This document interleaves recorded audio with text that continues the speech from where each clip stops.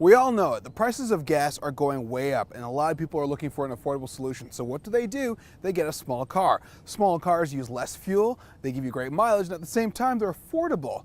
But what about the Fiat 500c? It's a convertible that looks good, but are those looks too good to be true?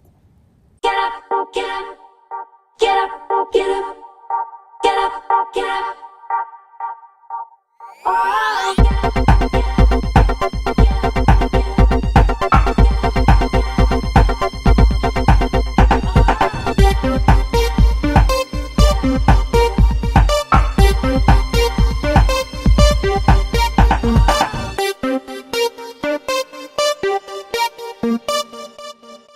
All right, let's get down into the details of what we've got here today. We are driving the 500c Lounge. That comes with a 1.4 liter engine as well as a 5-speed manual transmission, and for an extra $1,000, you can get the 6-speed automatic transmission. For this modern Italian wonder, it's front-wheel drive. It only makes 101 horsepower with 98 pound-feet of torque, 27 miles per gallon in the city, and a good 32 on the highway. When it comes to pricing, the 500c is available in 3 different categories. First off, the standard model, which is called the Pop, starts at $19,000. What we're driving today is the Lounge, and that is at $22,500. And you finally get the Gucci branded high-end version for $27,750.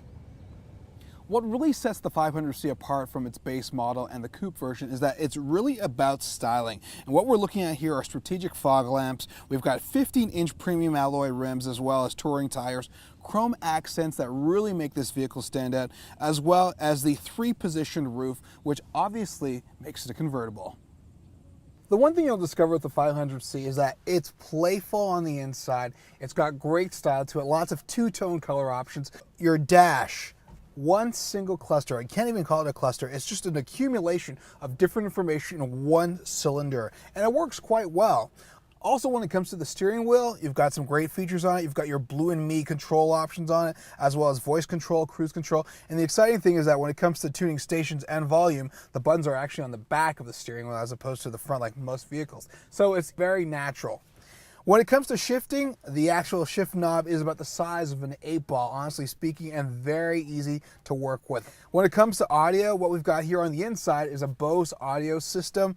Really simple to use, and at the same time, if you're looking for the subwoofer, I think your passenger might find as the subwoofer is located directly underneath their seat. So there's no lowering or raising their seat. They are bucket seats, heated in the wintertime if you want that option. Also, two-tone colors so you can decide what you actually want your interior to look like. When it comes to seating in the rear, there isn't a lot of space for adults. You're not going to stuff a lot in the back unless you put the 2 seats back, and then you've got a little more space, but really there truly doesn't give a lot. A cool feature when you're accessing the trunk, with the top all the way down, well, it's hard to get into it, but as soon as you actually touch the lever to get back inside the trunk, the rack top actually goes upward, giving you room to get into the cargo space.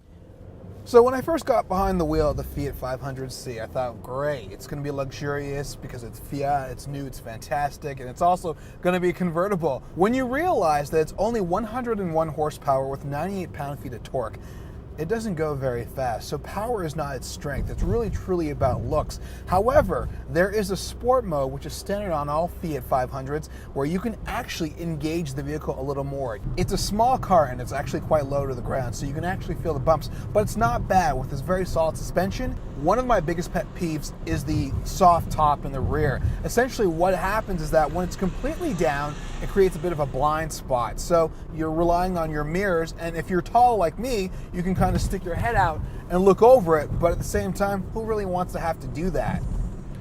One of the fun things about this vehicle is that it's about size. It's small, it's compact. So when it comes from switching from lane to lane, this car does it. So you're not waiting around. If you want to get by another car, just zip on over. One of the things that I discovered while driving this vehicle is that on the highway, it holds its own, but still at the same time, you question it based on the size of it and how it handles. My personal impression was that I felt a little insecure. Even though it had very little body roll, it doesn't allow you to have a lot of confidence. So really, 101 horsepower, it is very much meant for the city, but if you want to go in high speeds and take a highway, this really isn't the car for that. When it comes to the 2012 Fiat 500c, it's very much about personality over performance. The things I didn't like about this vehicle were that the cargo space was very, very small. Also, when you had it in sunroof mode, there was lots of wind that entered the cabin, which wasn't very pleasant. Finally, it requires premium unleaded fuel versus regular unleaded fuel, which also makes it more costly at the gas pump. Not something I was looking forward to. Overall, if you're looking for cool Italian styling, you want to be looked at, you want a loud vehicle such as this one, and you want reasonable fuel numbers, this is the vehicle for you. For more of this review and others like it, visit autoguide.com.